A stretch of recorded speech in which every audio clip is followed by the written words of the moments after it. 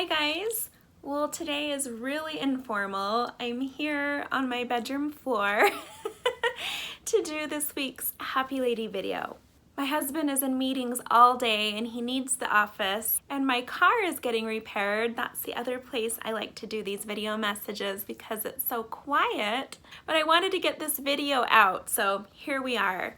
I've had a lot of you emailing me and messaging me and saying, hey, when are you going to put out your next message? I'm waiting. So I told myself today's the day. I'm just going to do it. I usually wait until my notes are so full and I just have this feeling it's time to make a message. I haven't had that feeling yet, but because so many of you have been reaching out to me and Thanksgiving is next week, things are going to be busy. So I thought I'll just take what I have and make a video. So before I get into the video, I just want to say that ever since the last video message, I have just been taking all of this time to get projects done. I've had this ongoing to-do list, especially with family history and organizing family photos and videos. I've had this for years, and it seems like every week I only have enough time to put out a primary video and maybe a second video. And where I've fallen so behind with our own family history, our blog, our way back playback, transferring all the VHS tapes onto digital, I realized that I just needed to take this time to just get that all done. And especially where my kids all went back to school full-time November 1st, I finally had that time to get it done. But now COVID has made a comeback and we have a soft closure at the junior high, so my two older ones are back home, but they're doing school right now. And the kids will be home next week because of Thanksgiving, so they have that time off. So I realized I had this short window of time to hurry and get as much done as I could. So that's where my mind has been. That's what I've been doing. I felt as though I wanted to take a break from the news, from politics. So I did the best that I could, but as much as I try, it's everywhere. It's really hard not to hear something. So with what I have heard, I've made notes, which will be the basis of today's video message. But this whole time that I've just been spending time on my family and my home and doing personal projects and being a mom, I just keep getting this feeling that echoes the message at this last general conference, that we really need to be using this time right now to build Zion. And I think that starts right here with our own family. So that's where my focus has been, and doing this has brought me a lot of happiness and joy during these hard, difficult, uncertain times. I've been working on myself, I've been getting healthy, I've been losing weight, and I've still been cooking. I've been spending more quality time with my kids, one-on-one. We've been spending more time with our Come Follow Me study as a family, and I've been doing some deep cleaning around the house, and that always feels really good. Anyways, so even with all the uncertainty and craziness going on right now, I feel like I'm in a good place. I feel happy, I feel at peace, come what may. And despite all of that, I have to say that I still have this feeling every day, which I'm sure most of you do as well, that it feels like I'm just living in the moment. I'm just taking it a day at a time. There's no long-term goals or plans for the future because it's all so uncertain, but instead I'm making small goals, things that I can control right now in the moment, which is a big change from how things used to be. I used to think about the following year and plan in advance activities and trips. I would buy tickets for concerts and events. And with everything being closed right now and postponed, you really can't do any of that. So really, we're kind of being pushed to focus on the right now, the present, which I think has been a really good thing. There's definitely wisdom in that. This year is going to be really unusual for us because we're going to be celebrating Thanksgiving just as our own small little family, just my husband, me, and my kids here in our house, which will be a nice change from having to travel somewhere and cart food and the stress of all of that. It really actually sounds kind of nice to have this quiet, peaceful dinner here in our home with just our little family, which is a big change from what we're used to. So I'm really looking forward to that. But anyways, having said all of that, let's get right into the message. I want to start with some updates since the last video message. As you can see, I'm wearing this shirt. It says, "Fall for Jesus. He never leaves." Anyways, I wore this shirt on October 31st. I wore the orange version of it. I don't know why that is, but whenever I find a shirt that I really like, I always buy it in a few colors. So yes, I own it in green. I'm dealing with the jets right now. They're constantly flying over my house, and with the cloudy weather, it amplifies the sound. So I apologize. You're gonna hear some jets in the background. Anyways, a lot of you reached out to me and shared with me how wonderful that day was for you. You shared a lot of your experiences, and it sounds like for the most part, everybody had a wonderful day. My mom came up and visited us, which was a surprise, and she stayed with us and got to see what life is like at our house not celebrating Halloween. My mom still celebrates Halloween. She loves it. So she was worried this was going to be really difficult for her, but to her surprise, she had a wonderful time. We went park hopping that morning, and then we went and had a lunch picnic at another park. We went out and got mod pizzas, and everyone got to customize their pizza. My mom tried cauliflower crust for the first time. She was worried about that too, thought she'd hate it. She ended up loving it more than normal pizza crust. That's how good the cauliflower pizza crust at Mod Pizza is. My kids had an idea to make a box with a big poster on it that simply explained, "We don't celebrate Halloween," and they put it right at the bottom of our steps. That way we could still leave our lights on and not have people continually ringing the doorbell. A lot of people will always say, if you're not gonna celebrate, do us all a favor and turn out your lights. But we don't want to have a dark home on the darkest day of the year. We wanted to fill our home and our yard with light. So we have all the lights on, but to give everyone that courtesy, we had a poster at the bottom of our steps with huge letters letting people know we don't celebrate Halloween. And it was interesting because there were a lot of people who put posters and tables at the bottom of their steps, either letting people know they weren't celebrating because of COVID, or that they were celebrating but they weren't coming to the door because of COVID, so they left their treats on their front lawn, or the people simply just wanted to be out in the driveway talking with and meeting everybody coming by. So we felt this was the perfect time of year to have a sign without any fears of repercussion, you know, getting our house toilet papered or egged because we don't participate. It worked out well. We didn't have anyone come to the door. We ended up putting on this movie called Breakthrough. And it was a movie that my brother had told me about the week before. He said, if you've never seen this movie, you need to watch it.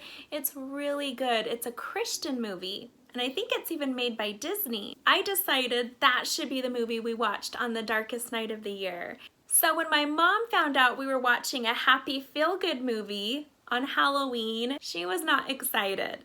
She said, I'm not in the mood to cry on Halloween. I want to watch a spooky comedy or something like that. And we said, well, sorry, Mom, this is what we've planned to watch. She ended up loving the movie. She got so into it. She loved her pizza. She loved the movie. She had a wonderful time at our house. And she said, you know, every time I come to your house, I always have a really good time. I always have the best time ever. You guys always know how to have a lot of fun. It's never boring. So I like to tell people that just because we don't participate in things like Halloween doesn't mean we're boring people. We still know how to have a good time in a wholesome way that invites the Spirit into our home. You can still have your home be a spiritual fortress, yet be separate from the world and still have fun. So it was awesome to see my mom get to experience that and see it from that perspective. So someone pointed this out to me right around Halloween. This comes from the church manual under activities. Here's what it says.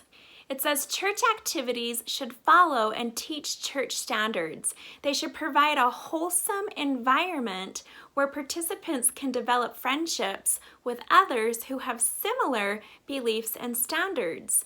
Activities should be uplifting and emphasize things that are virtuous, lovely, or of good report, or praiseworthy.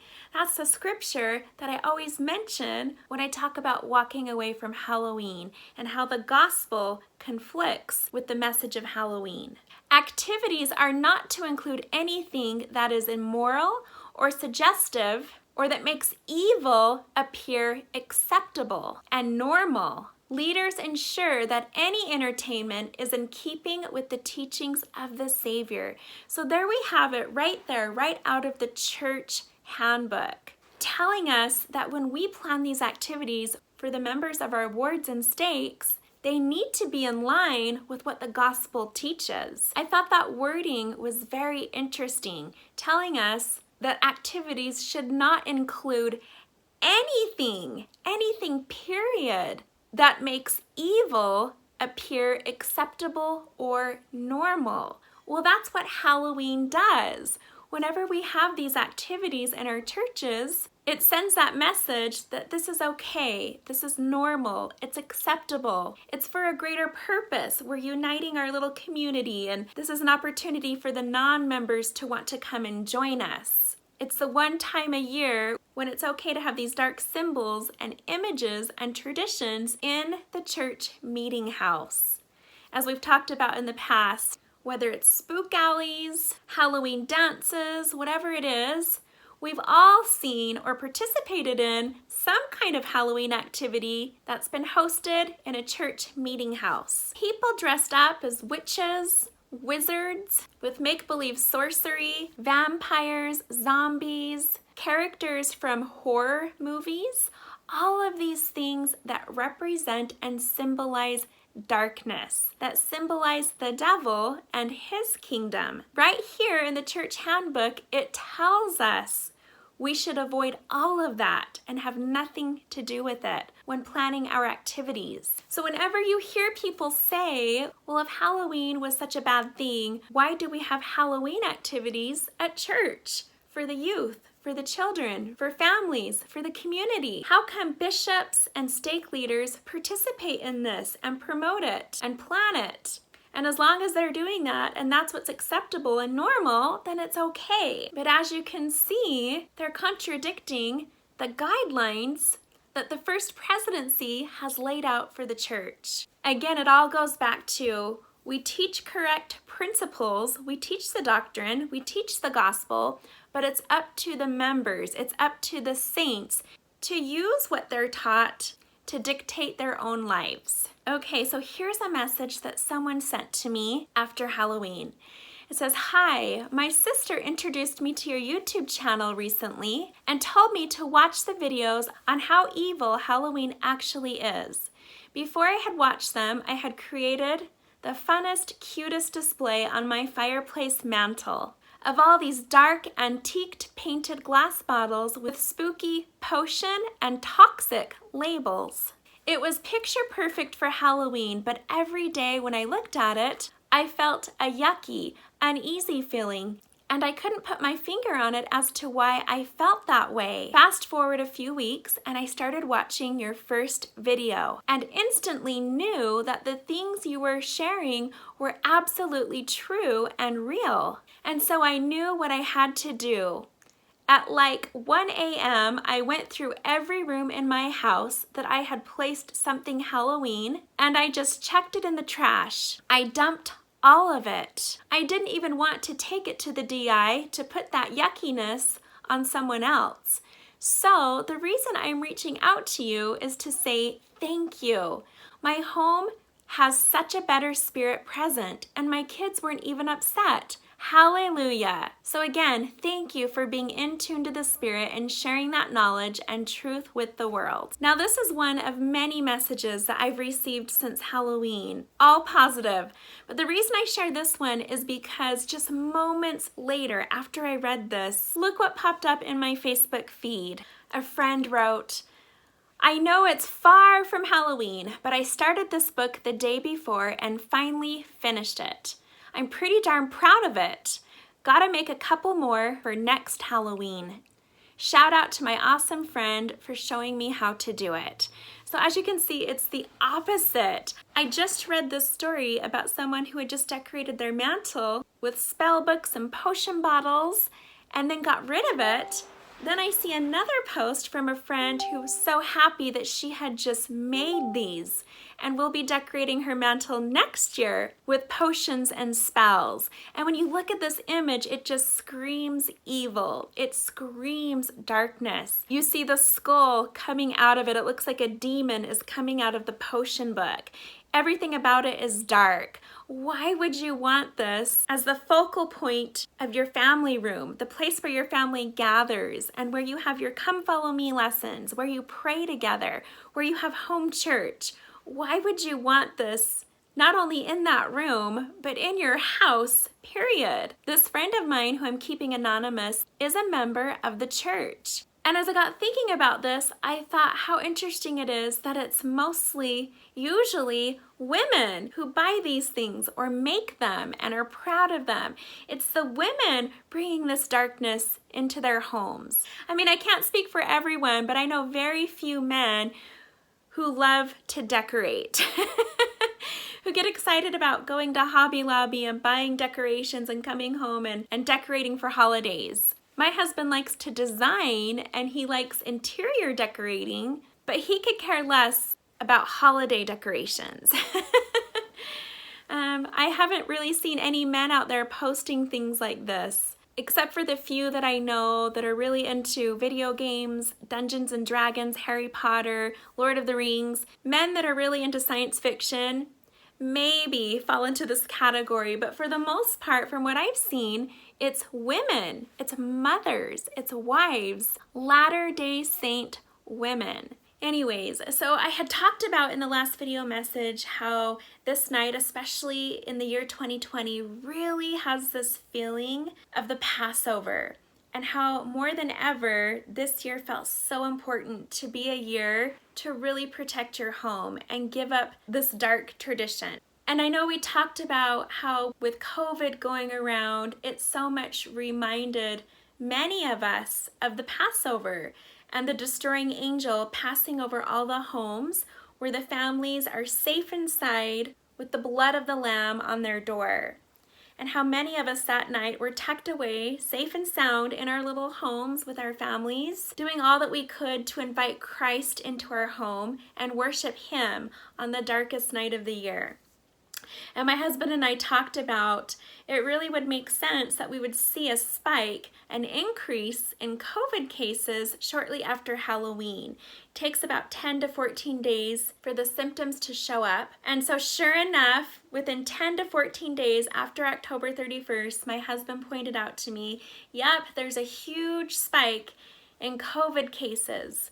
And lots of people that we knew who were getting it had been out celebrating on Halloween night. And during this time, it was reported that Utah had the highest rate in the country for COVID cases. So we know we sort of went into another little lockdown. We've had the soft closures at the schools. So we're going through this again. My sister ended up getting COVID pretty bad, and she shared with me, she said, you know what? I didn't celebrate Halloween, but that night I decided to go out on a walk. So I went out and I was out walking around while everybody was out trick-or-treating, and it was really crowded outside on the sidewalks. There were a lot of people coming and going, and I just had this feeling that I probably shouldn't be there. I probably should be at home. And she ended up getting COVID pretty bad. And I believe I've been around lots of people who have the symptoms or were even eventually diagnosed with it. And fortunately, I feel wonderful. I feel great. Same with my husband. We feel really healthy. We feel really good. But we know a lot of people who've been getting sick, who've been having the symptoms really bad. But that was a witness for me that when you really do all that you can to make your home a fortress, to seal off all the breaches and not let any darkness in your home, sanctify your home, make it a holy place. When that destroying angel passes over, you can be protected. Now, righteousness doesn't always make you immune to challenges and trials and difficult times. We know that everyone has to pass through those things in order to grow. However, we also know that the Lord can protect us when we choose righteousness. I mean, the Book of Mormon teaches us that when we don't choose righteousness, His hands are tied. We lose that protection. So we talked about in the last video message the number 115, how I was seeing it everywhere, and I shared some screenshots how it was coming up so much for me just all at once. And at the time I had no idea what 115 could mean other than November 5th. So a friend of mine reached out to me and she shared this with me. She said, November 4th is the day on our biblical calendar when God shut the door of Noah's ark and the flood began. Water covered the earth as it was cleansed from evil. Interestingly, it not only rained in Israel yesterday, but strong hail fell upon the country. God's people were again saved during the time of Moses. After 400 years in Egypt, when God commanded Moses to stretch forth his hand toward the enemy, God parted the Red Sea so the Hebrews, which means to cross over, could escape the Egyptians and then see their enemies drown as the waters closed over them. This is why we observe the mikveh, baptism, to signify our cleansing from evil and sin, the destruction of the flesh, and God's power to resurrect us. 400 years ago, our nation was birthed in a covenant at Plymouth Rock and dedicated to God by Christian pilgrims. We will witness our national miracle now, as God does a great wonder to cleanse our nation from evil and preserve the godly. Like Daniel in the lion's den, the 3 Hebrews in the furnace, Lazarus resurrecting from the tomb after 3 days, and all this fulfilled in Messiah's life. Have faith, the best is yet to come. So if November 4th symbolizes the day that the door was closed on the ark, well then the day following, November 5th, and everything afterwards would represent what came after the door closed on the ark. And we know that was the destruction of the wicked and the cleansing of the earth. So could November 5th signify that cleansing? What we see happen that day signifies the cleansing that's about to take place, signifies the door closing on the wicked. So I pondered on the door of the ark closing, and here's something I came across. It says, after God shut the door, the time of judgment arrived. Only those who had gone through the doorway would be saved. No one else could enter. Noah and his family had to obey God's command to build and then enter the ark of salvation. But it was God who had commanded the ark to be built as the means of Noah's family being saved in this time of judgment. The ark pictures salvation in Jesus Christ, our ark of salvation. Jesus said, I am the door. If anyone enters by me, he will be saved. So as I was watching the election happen live on TV, there was that number again, 115, and it was under Trump, and it was in regards to his win in Utah. Well, I live in Utah, so that stood out to me. It was definitely a pay attention number. Shortly after that, I see my number 144. However, this time it was backwards. Now, 144 to me always represents the gathering of Israel. So when I see a number backwards, to me that always represents the opposite. This Texas Democrat was running for a Senate position and she lost. But I looked at what she stands for. I went to her website and I looked at what she stands for, and it is everything that is the opposite of the gathering. I uploaded a Come Follow Me video last Saturday to my YouTube channel, and right around the time that they announced that Joe Biden had won the presidency, when the media announced that, everybody got an instant alert on their phone, and I looked down at my phone and saw that my Come Follow Me video happened to be 24 minutes even. That stood out to me. The number 24 represents the last hour of the day, midnight. The day is over. And I just had this feeling when I saw that announcement that it's over. It's over. It's midnight. That same day that it was announced by the media that Joe Biden had won, this article came out titled, Mitt Romney has been asked to lead Health and Human Services in Biden administration. Now, if you'll remember, I talked about in the last video message how for some reason my attention was being drawn to Mitt Romney. I had heard this song come out called Girl Put Your Records On, and it was by the local Utah artist Rit Momney, which is a play on Mitt Romney's name, and how I had heard it 3 times in a row within an hour. And so I felt that that meant pay attention, that something was going to be pointed out soon about Mitt Romney. So I put that in my last video message, and then lo and behold, this announcement came forth. So here's how I responded to this when people started to ask me, hey, did you notice this? You talked about this in your last video. Here's my reply. Yes, the morning before he accepted and they announced it, I heard that Joe was picking people to fill his cabinet and that he was going to pick people from both sides of the aisle to bring about unity. I wondered what Republican would be willing to accept a position with Joe right now, especially when the election is still going. I knew it would have to be someone who didn't like Trump and wasn't an honest Republican. Right away, I knew Mitt would be offered a position. About an hour after I had that thought, it was announced that he was offered and he accepted. I'm sure he knew prior that betraying his own voters would mean he would eventually lose his seat in the Senate, so he needed to continue proving his loyalty to the Democrats so he could have job security with them, or in his mind, a position of power. Now, I did a video last year where I saw the word rhino 3 times in a row within a 24-hour period. So I Googled rhino, and that's when I learned what a rhino means. I had no idea it was political. A rhino is a Republican who's pretty much crossed over to the other side of the aisle and is sort of a wolf in sheep's clothing. Someone who's actually a Democrat or a liberal dressed in the clothing of a Republican or a conservative. And so many people were referring to Mitt Romney as a rhino. So Mitt Romney has come up before in my videos, but this was last year. So here he is coming up again, and it was just this pay attention, pay attention to what's happening, pay attention to these wolves in sheep's clothing and how they're being put into positions of power as we speak. It sort of reminds me of a chess match. The day that she sent that to me, I started to see 1, 2, 3 and 3, 2, 1 everywhere, which, as I've shared before, symbolizes to me a final countdown. You either say on the count of 3, 1, 2, 3, or you say 3, 2, 1, and then something happens. I took screenshots. So here's that pay attention number 1, 2, 3, and 3, 2, 1. This one's in relation to the second coming of Jesus Christ. This one on November 5th. There's my number 115.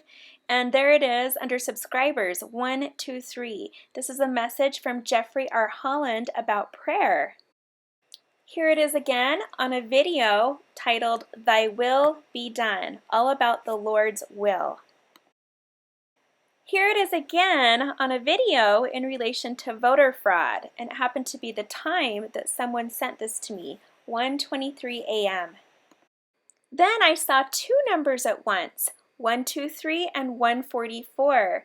123 was my response to a friend. I sent it at 1:23 p.m. and her reply, she lives in a different time zone, happened to be 1:44 p.m. my time. So there are my 2 pay attention numbers, the countdown and the gathering. This was all in relation to the voter fraud and the election. So in that order, as I piece each of those messages together, each of those screenshots had a message with a pay attention number. So as I piece those messages together in order, here's the full message that I get. In preparation for the second coming, we need to pray that the Lord's will be done. In regards to this election and the wickedness and corruption taking place all across the land, we need to pray that the Lord's will be done. Then today, as I was editing this video, I was having a conversation with my sister through text messaging, and I was talking about how I happened to notice that all the people in my life who I know that had COVID and had it pretty bad were the firstborn children in their families. And again, it reminded me of the Passover and how the destroying angel targeted and went after the firstborn sons of every household. And so my sister thought, whoa, that is really interesting. So we were kind of talking about that. I don't know if that's valid, if there's any truth to that. I just thought it was interesting that the people I know in my life are all firstborn children in their households. But after I sent that text, I sort of said, maybe there's nothing to this at all, maybe just disregard it, and I sort of laughed about it. And then she read it at 1:23 p.m. There was my pay attention number. So I don't know, maybe there is something to this. Something similar to that of the Passover, and we need to be paying attention. So I was seeing those numbers all day on November 5th. So when she sent that to me, I had this feeling that this is it. The door of the ark is closing. In our Come Follow Me lesson this week, we've been reading about the Jaredites. When destruction was ready to come upon their land, the Lord spared them. They got on a boat, came across the sea to the promised land. Same thing happened with Noah. The Lord spared Noah and his family, put them on a boat, and destroyed the wicked. The same thing happened to Lehi and his family. Right before Jerusalem was destroyed, the Lord spared their family, put them on a boat, sent them across the ocean to the promised land. We read the same thing about the Mulekites. They left destruction, got on a boat, and came to the promised land. The Lord gives his people countless opportunities to repent. And we know that's been a theme this year, last year, repent, repent, repent. So when my friend sent that to me, I felt this message of the door of the ark is closing. You've either repented or you haven't. Your heart is either for the Lord or it's against the Lord. And as I was talking about this with someone right around that time, we were talking about all the crazy division that's been going on in the country, how it just seems to get worse and worse and worse, but yet how we're supposed to become this people of unity. We're supposed to come together and build Zion, but how it can be difficult when the world is filled with so much hate right now and division. And so as we were talking about this, we were saying, we're taught to turn the other cheek. We're taught to be peacemakers. Blessed are the peacemakers. But at the same time, we have these great examples in the Book of Mormon of people like Captain Moroni who defended liberty and really fought for it. So on one hand, we're thinking, do we fight for our country? Do we fight for our freedoms and our liberty? Or do we turn the other cheek? Do we be peacemakers and just patiently wait for the Lord's return? Which is it, right? Can you have a balance of both? Should you? So as we were talking about this, I thought, it feels like at this point, everybody who's on the opposite side, the side of hate and anger and division, it's like we've already been separated. That's who they are, that's who they've become, and that's sort of where they plan on staying. It's like we're at this point where no matter what you say, you can't influence them to come over to the other side where there's peace and love and happiness and freedom and liberty, all of those good things. They're just not seeing it. They're just not having it or buying into it or believing it or wanting anything to do with it. Their mind is set. Their ways are set. Their heart is set. So it's like we've been divided. We've been separated, the wheat from the tares. And now we're at this waiting point where we're just waiting. What next? Well, the scriptures talk about that. They talk about this point when the Lord separates the wheat from the tares, and we all know what happens next. The fields are burned. Now, reflecting on this week's Come Follow Me lesson with these themes of the door of the ark is closing, get on the boat. Whether it's Noah's Ark, destruction is coming. You want to be on the boat. I'm reminded of that talk, I think it was Elder Ballard, something about comparing Zion to a ship. You don't want to get off that ship. That ship will bring you to the promised land. It will bring you to safety. It's the good ship, Zion. So that's what I was reminded of this week. That's what I've been thinking about. And also, reflecting on these other instances throughout scriptures where righteous families got on the boat and were spared from destruction. When you think about what was going on at that time where they lived, there was division. Prior to the flood, you had Pangea. You had one continent, one language. Everything was one. There was unity. Then came all the separation and the division and the wickedness. The earth was flooded. The land was broken up into continents. And then during the Jaredites' time, the language was divided and broken up. And all throughout history, throughout the scriptures, we see these periods of more division. things breaking up. But we know that when the Lord returns, everything will come back into one. Everything will be whole again. One land, one language. Everything will be restored to as it was in the beginning. That's not only a prophecy, it's a promise. So that's our hope. That's what we have to look forward to, is things have to get better. It feels like we can't get any more divided than we already are. Okay, so let's talk about this election. I know that's what a lot of you have been reaching out to me wanting to talk about. Let me just say, the days leading up to the election, the shelves at the stores were empty. At least where I live. I went to grocery store after grocery store. The toilet paper, the paper towels, the sugar, the flour, all those basic necessities and essentials wiped clean, which told me people are starting to panic. People are starting to fear. I even was walking down the toilet paper aisle and there was this elderly woman pushing her cart, and she stopped and she looked at me and she just vented. And she said something like, you know what, we ought to take a gun and go shoot all these people that did this. These darn politics, they just ruin everything. And she was so mad. And I just kind of smiled at her and I kept on walking. You could tell that this rush had come through during the day and wiped the shelves clean. And then late in the evening, those of us that were straggling through the store just to get a few things that we came for were experiencing all of the aftermath. And I thought, here we go again. Now, I had been saying all year long that I really felt that this election would be different from any other election by far. I know a lot of us have felt that way. It really was no surprise what happened.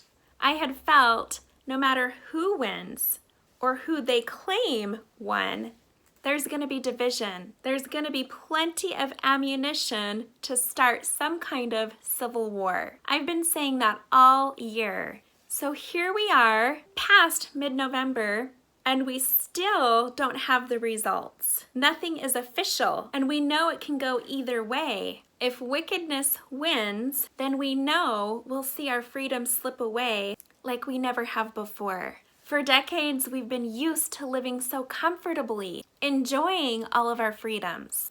And we know this could change pretty fast. But as the world around us changes, we know that Zion is a constant because God is constant. He never changes. That's what we can have hope in. So during this time, as I was pondering all of this, Psalms 7 came to mind. I'm just going to read this whole chapter to you because it's really short. It says, O Lord my God, in thee do I put my trust. Save me from all them that persecute me, and deliver me, lest he tear my soul like a lion, rending it in pieces, while there is none to deliver. O Lord my God, if I have done this, if there be iniquity in my hands, if I have rewarded evil unto him that was at peace with me, yea, I have delivered him that without cause is mine enemy. Let the enemy persecute my soul and take it. Yea, let him tread down my life upon the earth and lay my honor in the dust.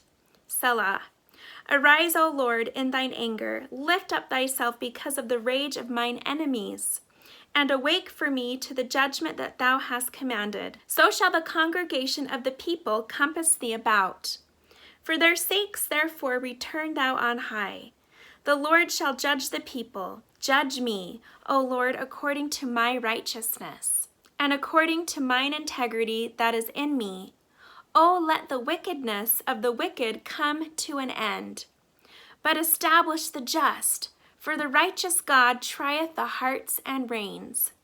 My defense is of God, which saveth the upright in heart. God judges the righteous, and God is angry with the wicked every day. If he turn not, he will whet his sword. He hath bent his bow and made it ready. He hath also prepared for him the instruments of death. He ordaineth his arrows against the persecutors. Behold, he travaileth with iniquity, and hath conceived mischief, and brought forth falsehood. He made a pit, and digged it, and is fallen into the ditch which he made. His mischief shall return upon his own head, and his violent dealing shall come down upon his own pate. I will praise the Lord according to his righteousness, and will sing praise to the name of the Lord Most High. So in here, David teaches us that he trusts the Lord, that we, as righteous saints, need to trust the Lord. We don't have to worry about justice because God will take care of justice. It says in here that everything that the wicked conjures up against the righteous ends up getting turned around and falling on them. They dig a pit for the righteous to fall into, they end up falling into that pit. All the mischief that they plan and carry out against the righteous ends up coming back to bite them. It says right here, their own mischief and violent dealings come down upon them. So the wicked destroy themselves. And that's kind of what we're seeing right now play out in the world of politics. We're seeing how a lot of these people conspired in darkness, in secret, and how their plans are starting to be exposed and brought into the light. And it's turning against them. I believe we're going to see more and more of this happening throughout the rest of this year and into next year. But again, it's not up to us to make that justice happen. Only God can deliver justice. We have to put our trust in Him. We do our part through prayer. We pray for what it is we love and those we love, for this land that we love. We pray for it. We send our prayers up to heaven, and then God takes it from there. Our part is to love and to create unity. And if we're focusing on all the things that we're mad at and upset with, then we're filling our heart with anger, and it's really hard to build Zion and bring about love and unity and peace when you have anger in your heart. Remember, anger divides and love unites. Anger tears down and love builds up. So I noticed that right after the election, I didn't see what I thought I might see. I didn't see people going all over Facebook expressing how angry they were at the results. It was silent. There was nothing. I only have a couple liberal friends who I seldom ever hear from, and I went and clicked on their Facebook pages and saw that they had posted some kind of celebratory post to show their excitement and joy at the results. But all other 98% of my friends were completely silent. I didn't see anything. It's as though people started to realize, what good will it do to get angry and to post that anger on social media? And so for the longest time, it just felt so quiet, like we're all just waiting and waiting and waiting. I don't know that it was that way for everyone, but in my little world, it was crickets. It reminds me of that saying from the movie Bambi, if you don't have anything good to say, don't say anything at all. So where people couldn't say anything good about the election, they decided to post good things in other areas. So I noticed that night and the days following, people just sharing any kind of good news in their life. Things about their kids, things related to the church or the gospel. People just began looking for any kind of good news that they could share just to be able to put something positive on social media. And I started to realize this is what building Zion looks like. And here it is happening right before my eyes. So I started to shift. Instead of thinking, what is going on? Why is everyone so quiet? This is making me anxious. What's gonna happen? Everything is so uncertain. Instead of thinking that way, I shifted over to, this is amazing. This is exciting.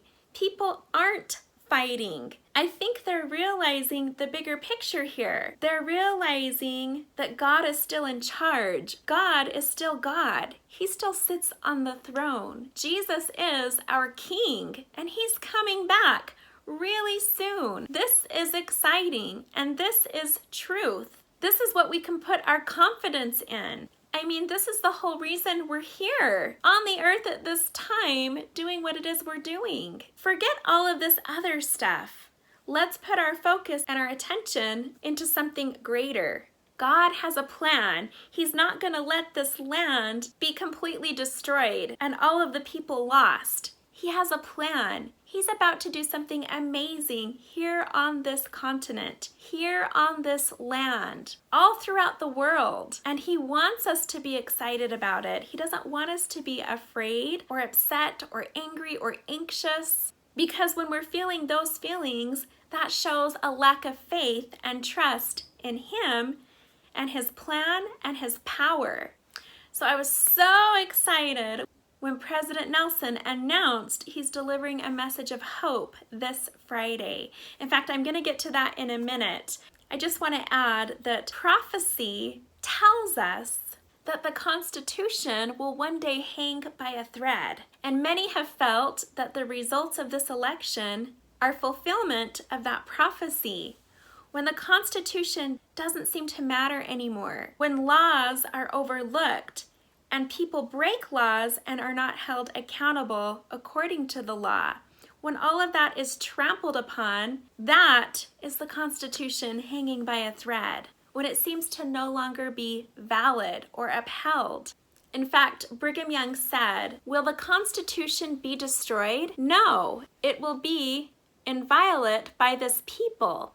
And as Joseph Smith said, the time will come when the destiny of the nation will hang upon a single thread. At that critical juncture, this people will step forth and save it from the threatened destruction. It will be so. With regard to the doings of our fathers and the Constitution of the United States, I have to say they present to us a glorious prospect in the future, but one we cannot attain to until the present abuses in the government are corrected.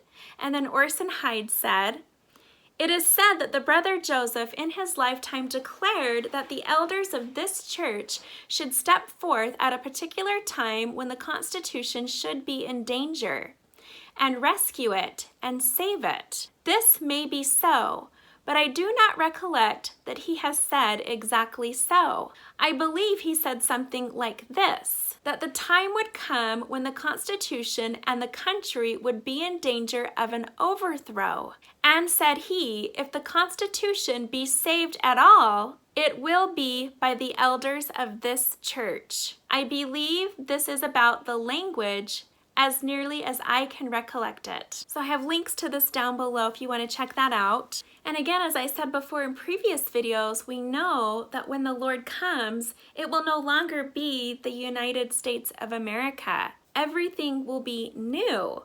Our leader will be our King and our Savior, Jesus Christ. And so it's almost like as much as we want to fight to keep things how they've always been, at the same time, we have to remember that our Savior is coming to do something new, to bring about something new to this earth, to change it. We can be a righteous people and stand up for what we believe in and be a light on a hill, but do so without force, without violence. And as long as we're doing our part and we're being a light on a hill, we're shining forth the gospel, we're leading people to Christ, we're continuing to participate in that final gathering and improving ourselves each day, then we have to trust that God will take it from there, that He is in control. He has a plan for this land. He has a plan for this earth, and it's not our will, but His will be done. Now we know as we take this approach, staying on the path, sticking to righteousness, standing up for what is right and what we believe in while trusting in the Lord and doing so peacefully, we know we're going to be persecuted. We know that persecution is coming.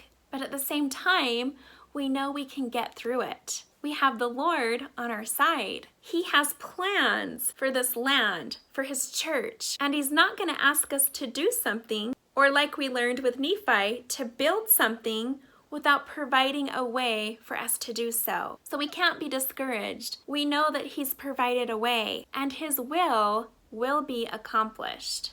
We know from reading in this week's Come Follow Me, and all throughout the year, everything we've studied in the Book of Mormon, that a nation that chooses wickedness chooses the judgments of God.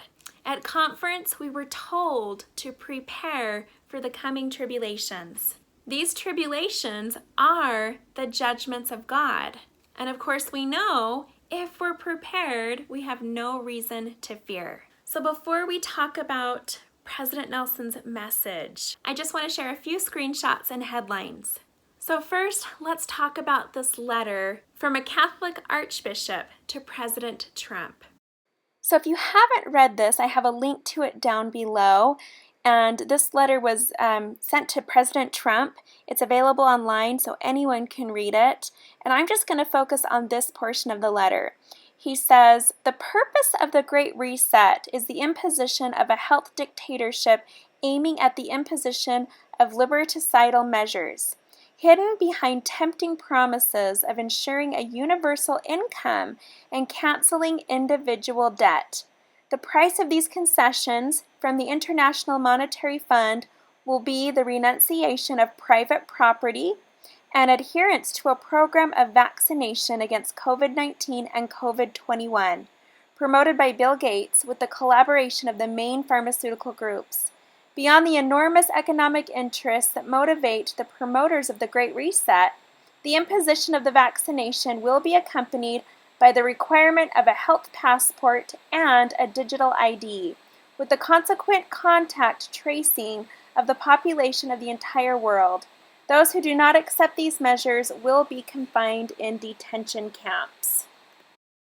Mr. President, I imagine that you already are aware that in some countries the Great Reset will be activated between the end of this year and the first trimester of 2021. For this purpose, further lockdowns are planned, which will be officially justified by a supposed second and third wave of the pandemic. You are well aware of the means that have been deployed to sow panic and legitimize draconian limitations on individual liberties, artfully provoking a worldwide economic crisis. In the intentions of its architects, this crisis will serve to make the recourse of nations to the Great Reset irreversible, thereby giving the final blow to a world whose existence and very memory they want to completely cancel. But this world, Mr. President, includes people, affections, institutions, faith, culture, traditions, and ideals. People and values that do not act like automatons, who do not obey like machines, because they are endowed with a soul and a heart, because they are tied together by a spiritual bond that draws its strength from above, from that God that our adversaries want to challenge, just as Lucifer did at the beginning of time with his non serviam."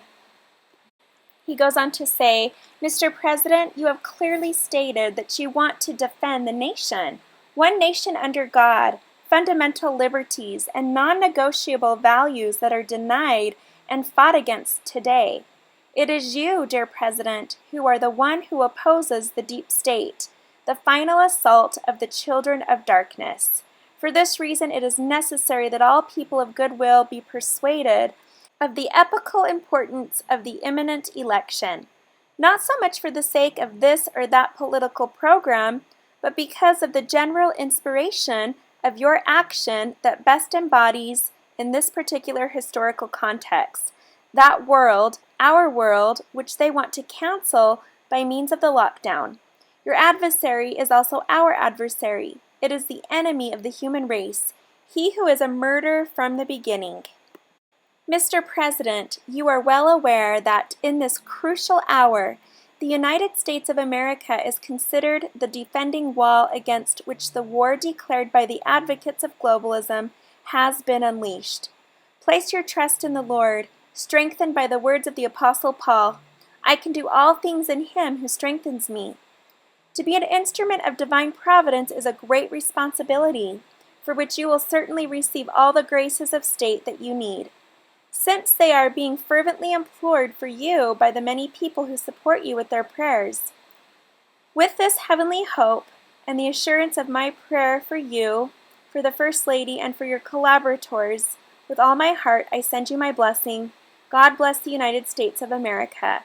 Carlo Maria Vigano, the Archbishop of Oppiana and the former Apostolic Nuncio to the United States of America. So in this letter, he's warning the president that this election is crucial because of what threatens us, what threatens our freedom and our liberty and the Constitution. And he talks about the program that they're rolling out, this Great Reset. He talks about how it's supposed to affect the economy.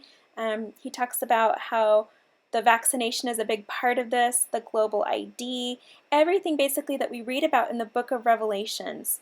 And I've had a lot of people reach out to me and have sent me all kinds of material and literature and videos all about this vaccination, what's in it, everything connected to it. I know I've talked about this before in past videos, and they've asked me to do more videos about this topic. But I have not felt compelled to do that at this time. I haven't felt that I need to talk about that in this video. I think most of us are well aware of that. I think most of us have seen those videos. And so all I'll say about that is go study the book of Revelation, especially chapter 12. Pray about it.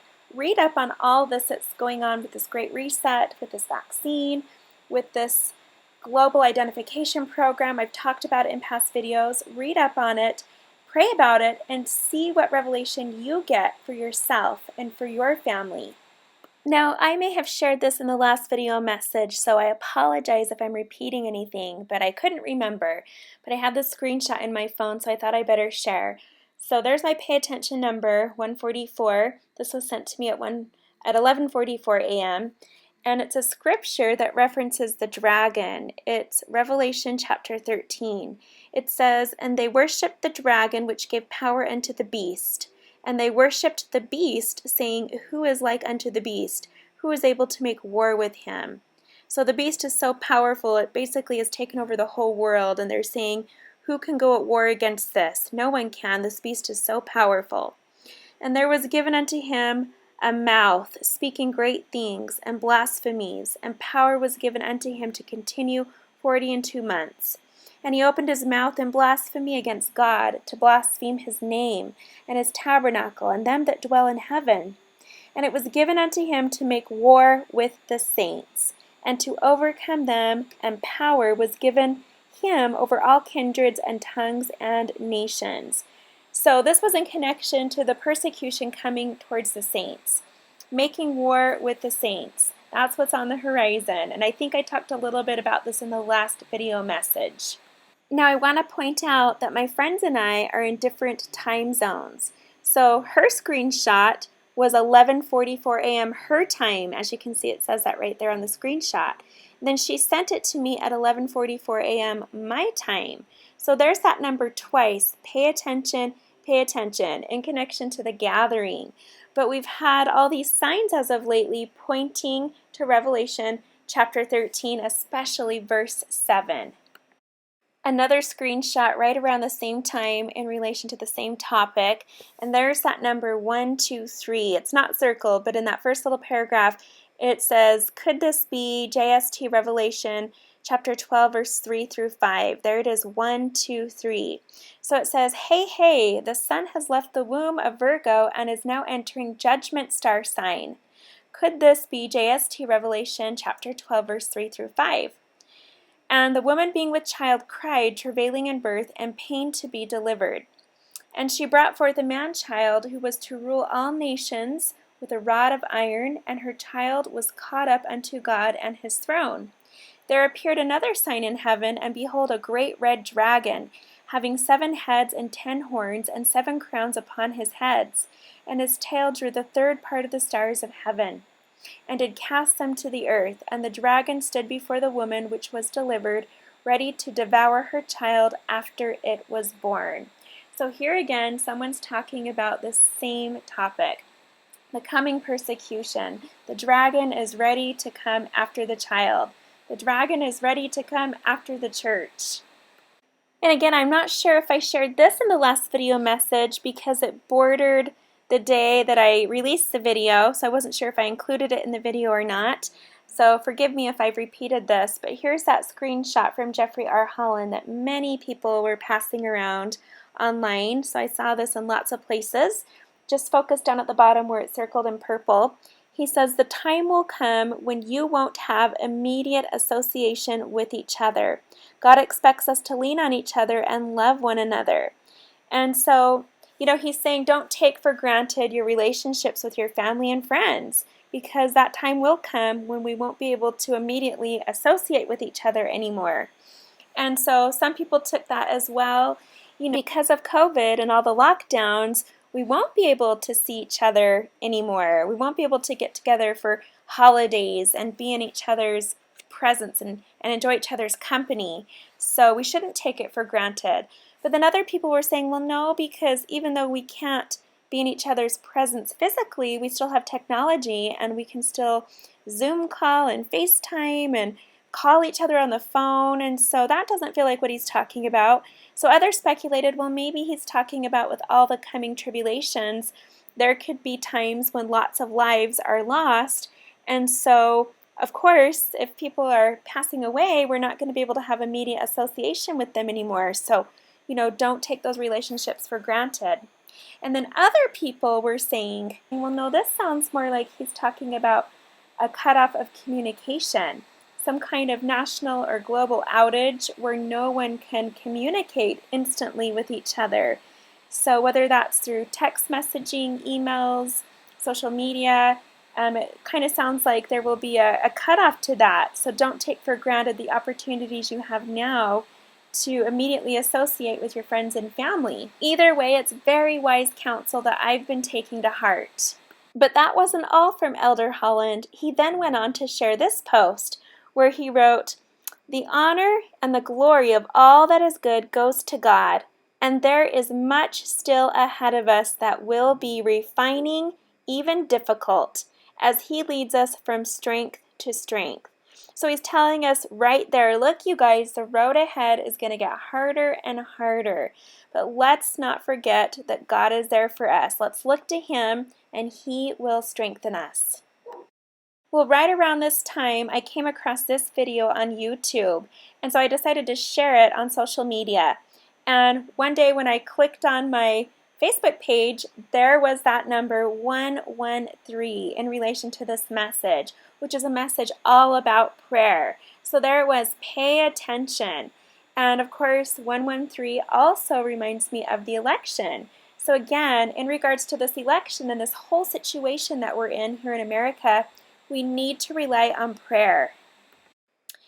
Now this screenshot was breaking news about Hurricane Eta, however you want to say that.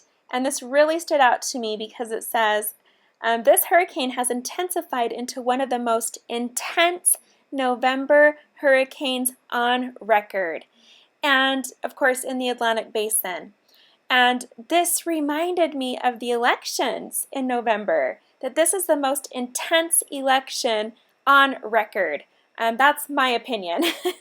But it goes on to say in this article, it says that it is expected to bring devastating winds and storm surge to the coast of Nicaragua, as well as potentially catastrophic, life-threatening flooding, rainfall that will last 4 days in much of Central America. It talked about how it was on its way to the coast. Anyways, I just heard in my mind that this election, everything going on with this election is going to bring about storms like we have never seen. Devastating winds and storm surges, things that are catastrophic and life-threatening. And so I found a lot of symbolism in this. Again, everything that we see happening in the physical is always a manifestation of what's happening in the spiritual. The word Eta means number 7. It's the 7th letter in the Greek alphabet. So when I think of 7, I think of the 7 trumpets. Or in other words, the 7 judgments of God. Now right now, I said earlier that I've been losing weight. And part of what I've been doing is a water fast. And I'll talk about that probably later on in another video. But when I was looking into this, there was my pay attention number, 311. And I really felt that that was my pay attention number, that this was a video I needed to pay attention to. And it sort of guided me on my weight loss journey. Another reminder of third day power in this 11th hour. I placed an online order on November 3rd, so 113. And my order number happened to be 31160. So there's that number on that date. Pay attention. Of course, that was election day. Here's another online order that I made on November 5th, and I received a notification that the company had created the shipping label at 1:13 p.m. So there were those two numbers, 11:05 and 113. Something to pay attention to about November 3rd and November 5th. Remember, election day, and the day after, the door to the ark closed. Judgment. Then someone shared this. So something kind of funny and exciting happened to our family today. Last Thursday, my husband had a job interview. We fasted for it this Sunday because he is qualified but doesn't have the exact degree they were looking for. So at 11:30 on November 3rd, 2020, he received a job offer. The president of the company and his advisor liked my husband so much they created a position for him. I feel so blessed, an unexpected miracle. So there's those numbers again, 113, 113. It's a number I've been seeing not only this year, but in years prior. It's a number I see all the time. That's why I talk about it so often on my channel. I either see it in the form of 113 or 311. And again, to me, it's always symbolized third day power in this 11th hour. Throughout the scriptures, whenever we read about miracles, they always happened on the third day. And so there's power in that. In this 11th hour, we need that kind of power. We need those kind of miracles. But then also this year, in 2020, 113 has represented Election Day, something that we need to be paying attention to. Then on November 4th, I happened to look at my phone to check the time, and of course it was 11:44. November 4th was the day after the election. And then if you look at the top of the screenshot, my phone is at 41%. So it's just 4114 all over the screen. Then this popped up on YouTube, and I just saw the number 144,000 views. So I read the title of it, and it says, Jimmy Fallon sends out a message of solidarity. It was the day after the election, so I listened to the video, and he actually talked about how it was the anniversary, the 3-year anniversary of his mom's death. And so he said that he wanted to put a message out there to anyone who's going through a tough time. He said you can get through it and you will get through it, and he wanted to send his love. So it was this message of unity, this message of love. And what's interesting is I hit pause on the video because my children knocked on the door. And when I went back to the video, I looked down, and this is the time that I had paused it at. 144 is the gathering number, and what better way to gather than to try to find common ground that we can unite on. Usually that's always love. So I've not always been a fan of Jimmy Fallon's show just because of the views that they share on there. And I've always felt that his show became political, and so I haven't watched his show in well over a year. But this was refreshing to hear a message of love and unity in regards to going through hard times. That's something that everyone in America can relate to. So there was that number, just another reminder of this gathering to build Zion.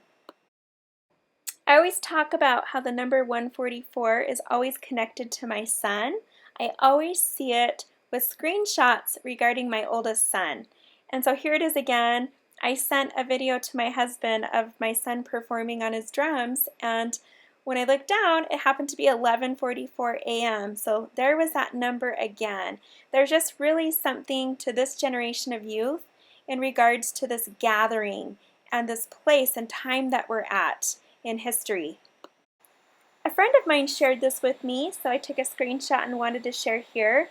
She wrote, anyway, I guess I just felt tonight that hard times must come. Light must shine, and Israel will be gathered in abundance. Someone from the mission spoke tonight. Maybe the mission president? Missed who it was. Anyway, he talked about how many more people are coming to the church during the pandemic. He said members post things and people see them and may not say anything, but they are reaching out to missionaries to ask questions and moving forward from there. It was just so encouraging. He even encouraged members not on Facebook to join and start posting. Made me want to make more posts. It was very encouraging. This came at a time, that same day, when lots of people on social media were saying, you know what, I'm done. I'm getting off of here. Who wants to join me? I'm going to go to a place where I'm not going to be censored and I can speak my mind. And when I saw all this, I thought, well, no, that's what the adversary would want. The adversary would want us to go away.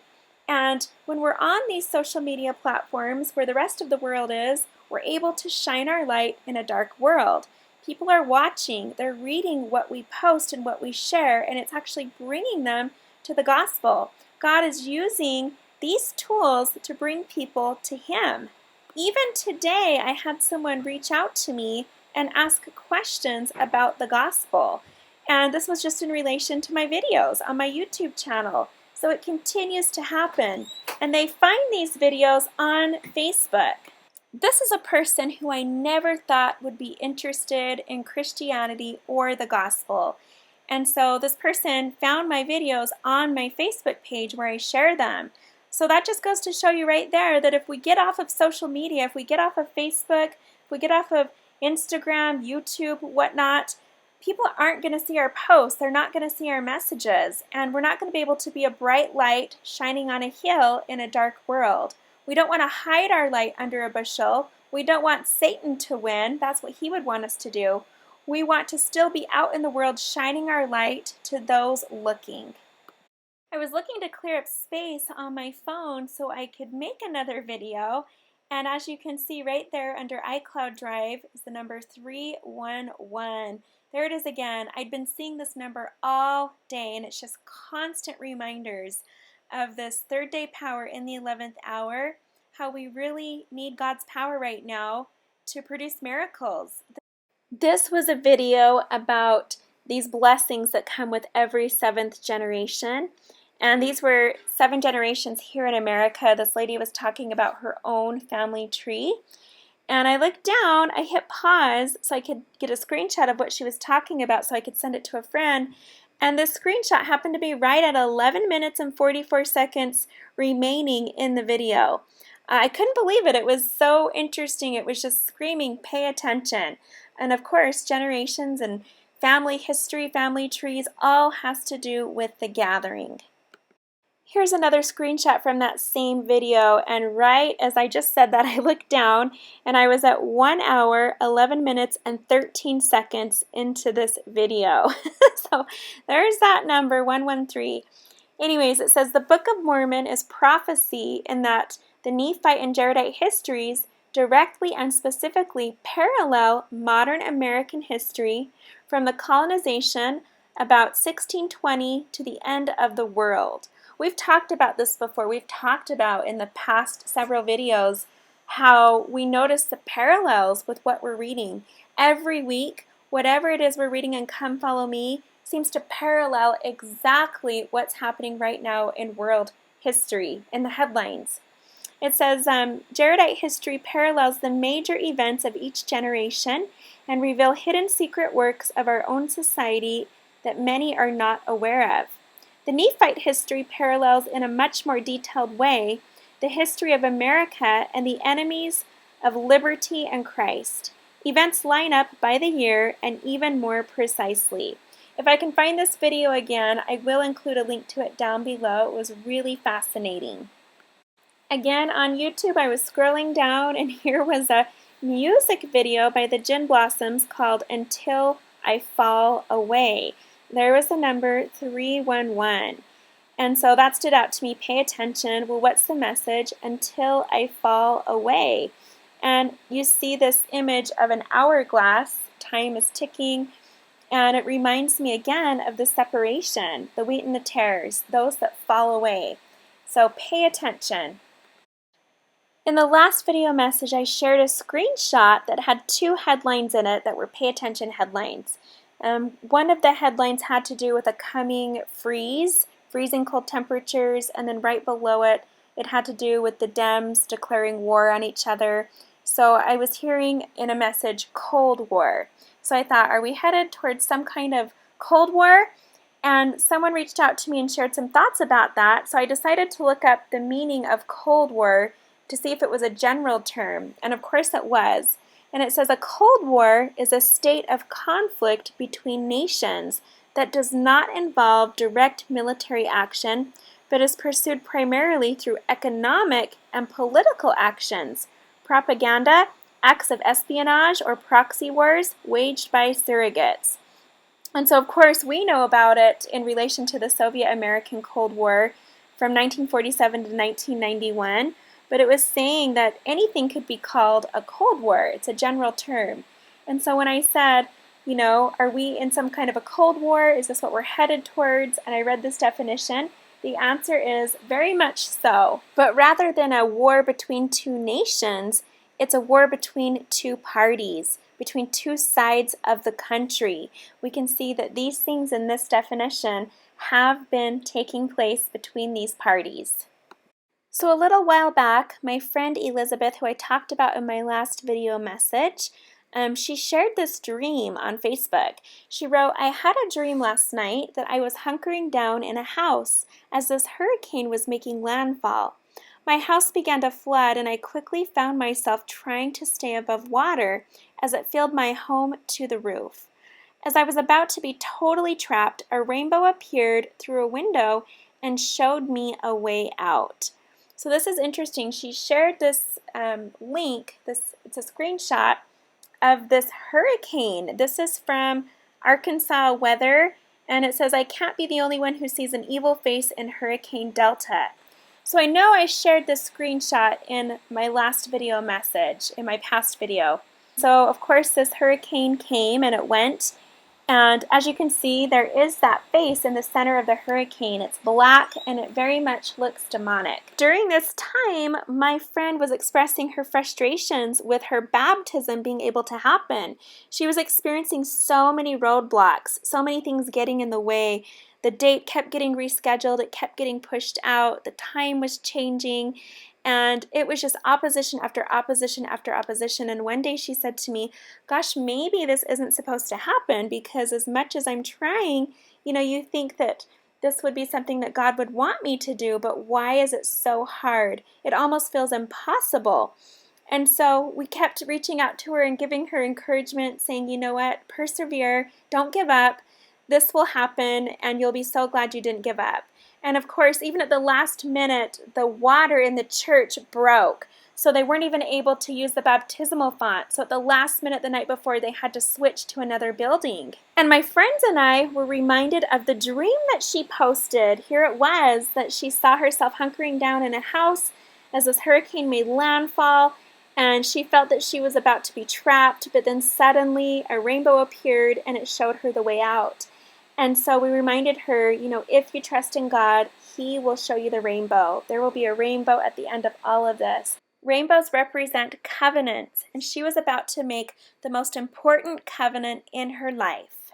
This impacted the weather in Arkansas that week, but as you can see, there's a lot of symbolism to this. What we see in the physical is always a manifestation of what happens in the spiritual. And this weather had an effect on Arkansas, where my friend lives, and she was experiencing this effect in the spiritual. She was experiencing all kinds of opposition and negativity. It was as though this great dark force was working against her, trying to stop her from being baptized. Her dream was very much prophetic. Well, she ended up getting baptized, and she was so glad that she did. She had the most amazing, almost miraculous experience that I've ever heard. She shared with me some really beautiful parts about her baptism, and it was powerful. She felt power that day. And she even said that it rained right when they said the prayer at the end, and that was symbolic for her. That rain, that cleansing. She said she feels like a brand new person, and already she sounds like a brand new person, and she's just been experiencing so much joy and so much hope. All right, there again is my pay attention number 113, also representing November 3rd, which was election day. This is a screenshot that says Trump wins Kentucky and Biden wins Virginia and Vermont. So I was watching this live when I saw it. I saw my numbers all throughout election night. Pay attention, pay attention, pay attention.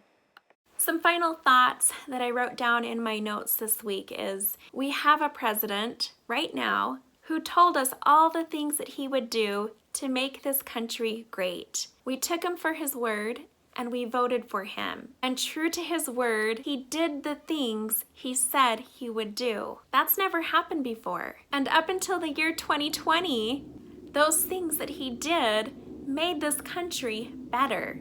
But just like in the Book of Mormon, the people chose wickedness. Their hearts were hardened. So no matter what the president does to make the people happy, to make this country better, when the people have chosen wickedness, and their hearts are hardened, they're blind to the truth, blind to the facts. So as I got thinking about this blindness, the thought came into my mind, what things are going on in your life that could be causing you to have spiritual blindness and a hardened heart? It's always sin of some sort, sin on some level that causes us to be spiritually blind and to harden our hearts. Sometimes that sin is not being willing to forgive someone, to hold a grudge against them for the rest of our life. The Lord commands us to forgive everyone. He says, you leave that up to me. I will forgive whom I will forgive, but unto you, I command you to love everyone, to forgive everyone. That's what Zion is. So as I got thinking about this, I thought, okay, so we have this candidate come along, and all of his party members are being very open about their plans and what they stand for. It's something that they don't even try to hide, and it's fulfillment of biblical and Book of Mormon prophecy. The parallels are uncanny. You see that what's happening now happened back then, and we see what happened back then as a consequence and can sort of know based on that what to expect in our day. So we can see where we are and how it's all going to play out based on what we see and read about in the Book of Mormon. That is why the Book of Mormon is so important for our day. It was written for our generation in our day right now. It was no coincidence that this was to be the book that we would study as a church in the year 2020. It doesn't get any more clear than this week's Come Follow Me in Ether chapter 8. Listen to these last 3 verses of the chapter. Moroni says, wherefore the Lord commandeth you, now he's speaking to us, the Gentiles of the last days, when ye shall see these things come among you, that ye shall awaken to a sense of your awful situation, because of this secret combination which shall be among you, or woe be unto it, because of the blood of them who have been slain, for they cry from the dust for vengeance upon it, and also upon those who built it up. For it cometh to pass, that whoso buildeth it up seeketh to overthrow the freedom of all lands, nations, and countries, and it bringeth to pass the destruction of all people, for it is built up by the devil, who is the father of all lies, even that same liar who beguiled our first parents, yea, even the same liar who hath caused man to commit murder from the beginning, who hath hardened the hearts of men, that they have murdered the prophets, and stoned them, and cast them out from the beginning.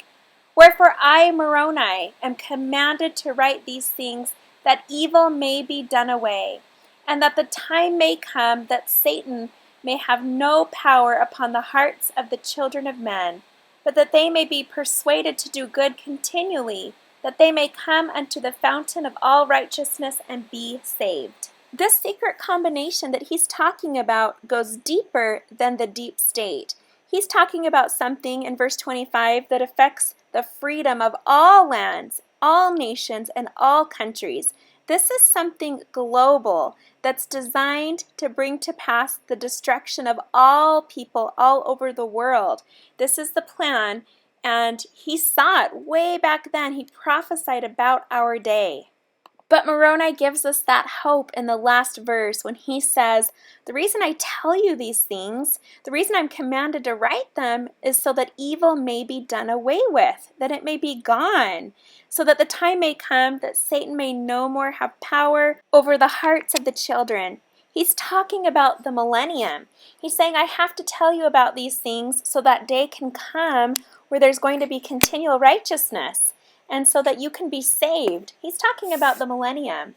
So this is our hope. We don't have to be afraid and upset with these things that we don't have control over. All we have to do is pray and give it to the Lord and maintain that hope that our Lord and Savior Jesus Christ is returning and he's coming to save us. He's our Savior. And next year, we'll be studying the Doctrine and Covenants, which talks about all of that final prophecy of the fullness of the restoration. I truly believe that as we read and study that next year, we're going to see a lot of those things happening here on the earth. We're going to see the final part of the restoration speed up so quickly, and it's going to be amazing. We know that in the Doctrine and Covenants, we read a lot about the history of the church and the early saints. We read a lot about the persecution that happened to those early saints. And I believe once again, we're going to see that parallel in our day. Again, it's no coincidence the timing of what we're studying in relation to what's going on in the world right now. Now, next year, this is something that we all need to pay attention to. I've talked about it before. It's called the Great Reset. And here's an article that was written this year, June 3rd, 2020. It says, the Great Reset will be the theme of a unique twin summit to be convened by the World Economic Forum in January of 2021. Well, that's just a couple months away.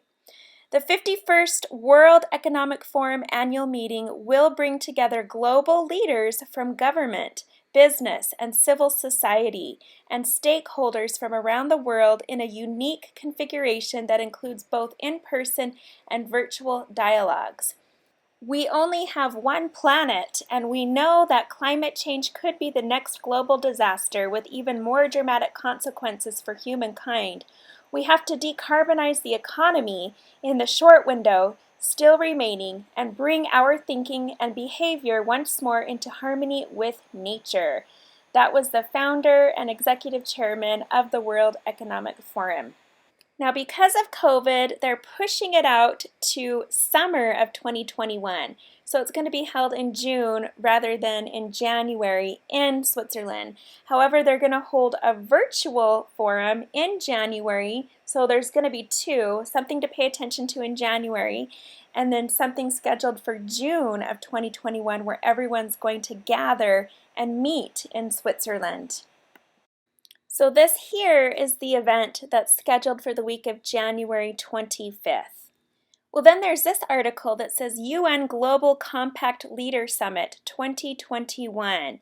This Leader Summit will convene more than 2,000 of the world's foremost corporate sustainability leaders to discuss and debate the values of the UN, the future of multilateralism, and the role that principles-based businesses can play in driving progress on the global goals.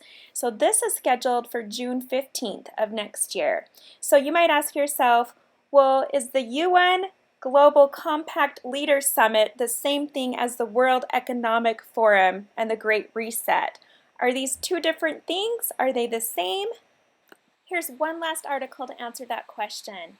This is from June 13th of last year. It says World Economic Forum and UN sign strategic partnership framework. So they are working together as partners. And this partnership came together in New York last June. And it says here that the purpose of this partnership is to accelerate the implementation of the 2030 Agenda for Sustainable Development. Now, this event is planned in Geneva, Switzerland, where all these world leaders are going to meet. Remember, Geneva, Switzerland is the home of CERN. And if you don't remember what CERN is, I've done videos about that a few years ago. CERN is a European research organization that operates the largest particles physics laboratory in the world, and it's an official UN Nations observer. So they provide particle accelerators, they experiment with opening portals, and they're also the birthplace of the World Wide Web. So this image here on the screen is a statue that's right out front of CERN headquarters. And I just noticed this now when I was looking at their logo on the Wikipedia. This to me looks like 3 sixes, all turned at a different angle. Now it's interesting, I just noticed this because this leads into something I wanted to share with you from my friend. She shared this in relation to this very topic. She said, it makes me think of the 10-horned beast, or whatever it is in Revelations, the pact of 10 countries. You talked about this in a video, Lindsay. Makes me wonder if this great reset will tie into that prophecy. The Antichrist rises out of that group, is my understanding. and rules the world for 3.5 years. President of the US, who else would be the world leader? Well, the current leader of the World Economic Forum is this 82-year-old man, a German named Klaus Schwab. He's married and has 2 children.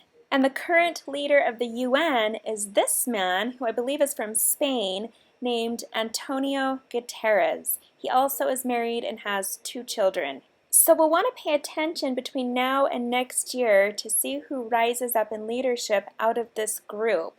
And if that were the case, if what my friend wrote me is true, 3.5 years, whether you're counting from January of 2021 or June of 2021, falls in the year 2024, the year that the second great American eclipse crosses over America.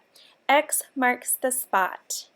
So I have always said and felt that civil war would come to this nation no matter who won. But I started to think that if Biden officially makes it in, and it was proven that after all the votes had been recounted and everything had been double-checked and he truly was the candidate that won, then maybe there wouldn't be a civil war, because the right takes the fight to the courtrooms. And as we've seen throughout the year, the left takes their fight to the streets, to the people. Now, when the media declared that Biden was the winner, it was quiet. We had all of these protesters that were rounded up and placed in their certain positions in certain cities all over the country, ready for the green light, ready to attack and destroy.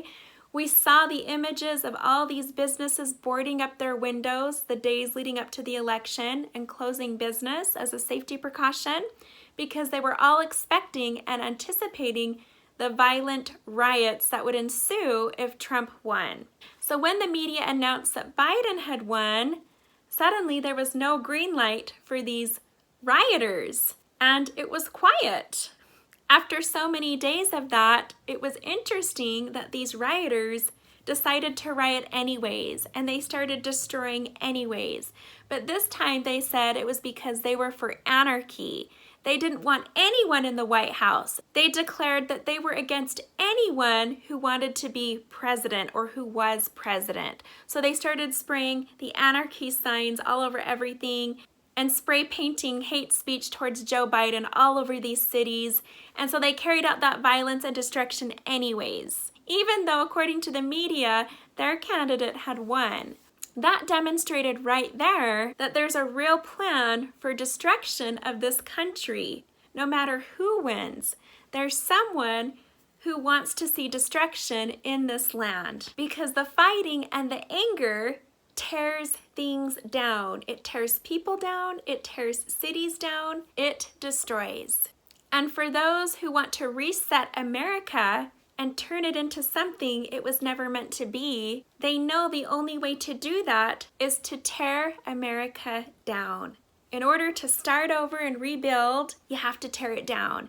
Now, isn't it interesting that Satan always mimics the plans of the Lord? He always tries to copy and counterfeit what it is the Lord is doing. So the Lord is going to bring about something new. This earth is going to go through a rebirth. We're going to have the new Jerusalem. Things are going to be very different, but for the better.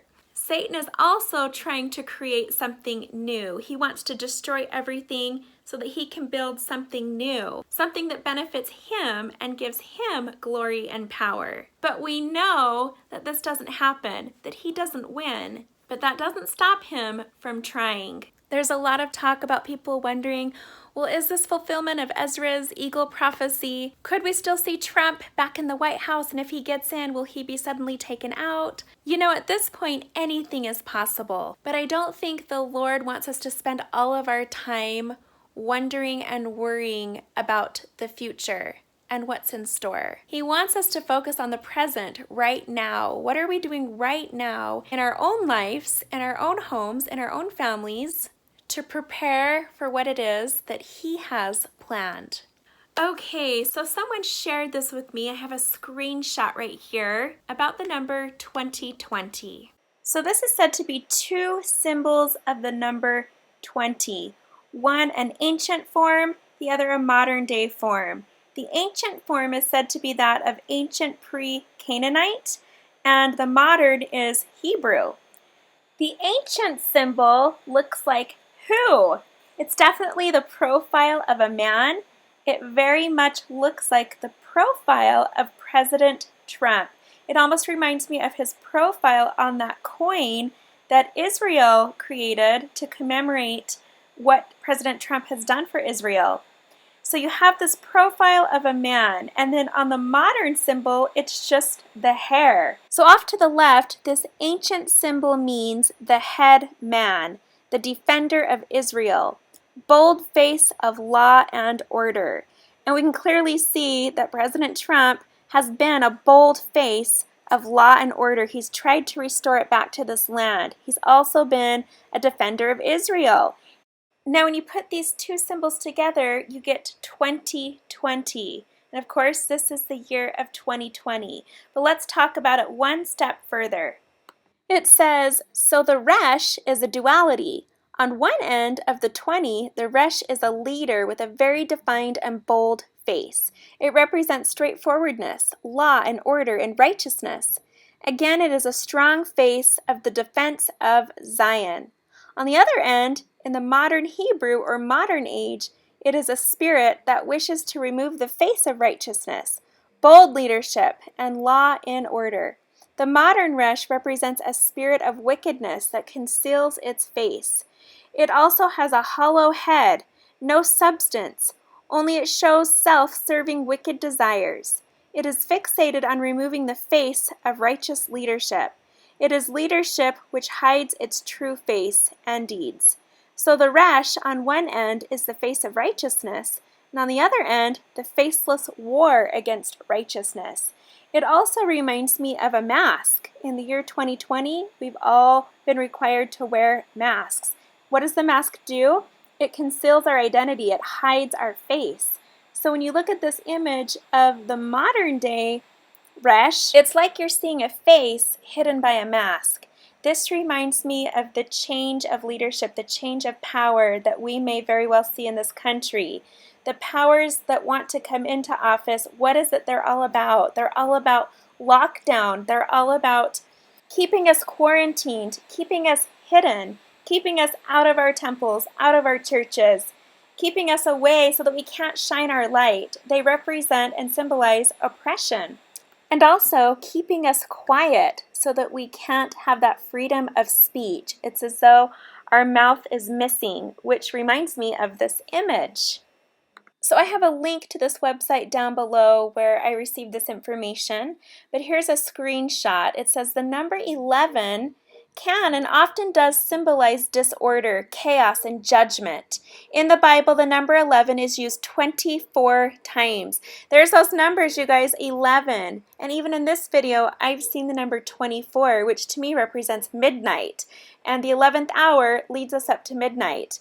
It says the Hebrew alphabet is comprised of 22 letters, or 1111. We're about to talk a little bit more about that special number 11, but clearly it symbolizes judgment. We are in the last 3 seconds leading up to midnight. That is the final countdown. And during these last 3 seconds, the judgments must happen. They lead up to midnight when the Lord returns, so they must begin. And so I believe we're seeing these numbers a lot, 11 and 1, 2, 3 and 3, 2, 1, as a reminder that this is what's to happen right now, right before the Lord returns. 3, 2, 1, midnight. So shortly after seeing this, I get the alert on my phone, as many of you did as well, from President Nelson saying that he was going to deliver a message of hope on November 20th, 2020, so 11/20/2020 at 11 a.m. And this pre-recorded message is 11 minutes long. And he posted this right at 11 a.m. Mountain Standard Time. And there's the number 115 again down at the bottom. He said, "My dear friends, the challenges that we face as fellow global citizens are immense, but our ability to feel hope and seek healing in Jesus Christ remains strong. I have felt impressed to share with you a message on November 20th, 2020 from 11 to 11:15 a.m. His pre-recorded message is 11 minutes long, and so these other remaining 3 minutes are probably an introduction to the message. So we have 11 for November, 11 a.m. when the message will be delivered. It's 11 minutes long, and he posted this at 11 a.m. So you have 4 11s. 2 of them are 11 a.m.s. The other is a length of time and a date. Well, we just talked about the number 11. It symbolizes judgment in the Bible. And where President Nelson mentioned 11 4 times, it almost makes me think of 4 years of judgment. I also think of the 4 trumpets. We know that the righteous will be here during the first 4 trumpets, those first 4 judgments. And it also makes me think that in 4 years, it will be the year 2024, the year that the second great American eclipse crosses over America. X marks the spot. So as a reminder, in Revelations chapter 9, it says that the 5th angel sounds, so the 5th trumpet, the 5th judgment. And if you look down in verse 4, it says, "It was commanded them that they should not hurt the grass of the earth, neither any green thing, neither any tree, but only those men," which probably means men and women, "which have not the seal of God in their foreheads." So the righteous who have been marked by God will not be harmed from the 5th trumpet going forward. Now this will be on the 20th of the year 2020. So there you have 2020. So at first I noticed we have 3 11s and 3 20s. And when I saw 3 11s, there was my number, 311. 311, I see it all the time. Pay attention. So naturally, I was thrilled that I was seeing this in relation to an urgent message from the prophet. I was even more excited when I saw this post. Regarding us getting to hear from the prophet again this Friday, is November 20th a Jewish holiday, or is there any significance besides having lots of number alliteration, if that's a thing? A family member on a mission in Germany just called home unexpectedly. She was spilling over with excitement. The prophet received a revelation during conference that he should give this special message specifically on November 20th. And we need to tell everyone about it. After his message, we need to share it with everyone in the world. That's what she said. She asked if it was important enough to call home for, and her president said, yes, call home today. So if this is true, then that means the Lord picked these dates and times for a reason. They mean something.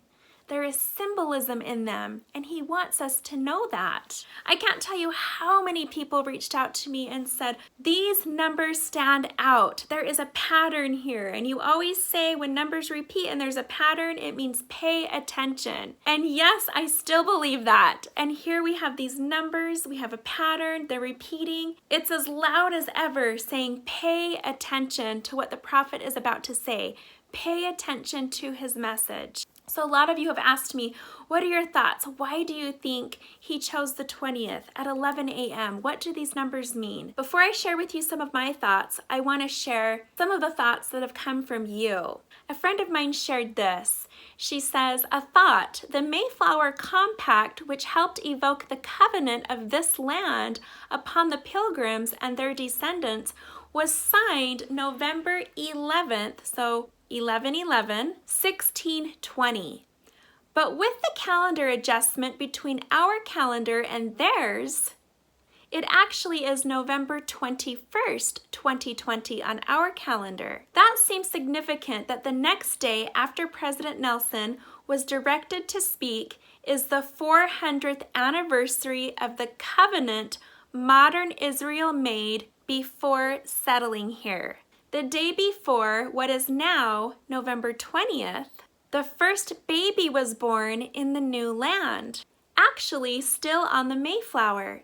They named her Peregrine, which meant foreigner. Looking over Hebrews 11, as someone mentioned above, there continues this theme of covenant Israel. It goes over the ancient prophets being foreigners seeking the promised land, even calling them pilgrims. The whole chapter had so much that stuck out to me, but it especially caught my attention that this pattern comes up that matches the Mayflower pilgrims. Just some really neat and very symbolic things pertaining to our nation's history happening this same weekend. Modern Israel's history. I consider it a great blessing and tender mercy to go into that 400th anniversary weekend with the inspired words of the prophet. Something further to ponder on. So because the prophet is speaking on a Friday, I thought to myself, when does the prophet ever deliver messages on a Friday? It seems that whenever the leaders of the church speak to us, it's usually on the weekend. It's a Saturday or a Sunday or on a weeknight at a devotional, but it's never on a Friday morning. So this stood out to me. So I decided to look up two things: the meaning of Friday and the meaning of 11 o'clock a.m. Here's what I found. In Greek, the word for Friday is, if I can pronounce this, paraskevi, meaning to prepare. Like Saturday, Sabbato, Sabbath, and Sunday, Kyriaki, Day of the Lord, Friday has a religious significance, a day of preparation for the Sabbath, inherited by the Greek Orthodox culture from Jewish practices. So Friday means to prepare. That was the message last month at General Conference, and apparently that's when President Nelson received this revelation to deliver this message on a day that literally means to prepare. To prepare for the Sabbath. The Sabbath is the seventh day. Again, it reminds me of the seventh seal, the seven angels. And then 11 o'clock. According to this, it says 11 o'clock number is a theater term for a big show-stopping song that occurs late in the second act of the two-act musical, in which a major character, often the protagonist, comes to an important realization. Examples include, and here's a bunch of examples, among the theater community, there is some debate as to the characteristics of an 11 o'clock number. It often signifies a moment of revelation or change in heart of a lead character. So this is really interesting, and it says in that first paragraph at the bottom that it was named this because in the days when musical performances would start at 8:30 p.m., this song would occur around 11 p.m. So isn't it interesting? This is an actual term in the theater world, the 11 o'clock number, which symbolizes revelation and an important realization that comes to pass towards the end of the second act, towards the end of the musical. So to me, it sounds like the climax, the best part of the musical, the best part of the story, the part that really gets your attention before the finale. Well, scripturally speaking, if the grand finale is the second coming of Jesus Christ, then aren't we in that 11 o'clock number right now? Okay, so I just watched the live broadcast of President Nelson, and I just want to quickly share my thoughts with you before I publish today's video. So pardon the noise, my whole family's home and it's kind of crazy out there. But I absolutely loved his message about gratitude. And it's interesting, as I shared in this video, this year marks the 400th anniversary and commemoration of the covenant that the pilgrims made, the covenant that God made with modern-day Israel on this land. Now, President Nelson said that he wanted to start this activity today and carry it out for 7 days.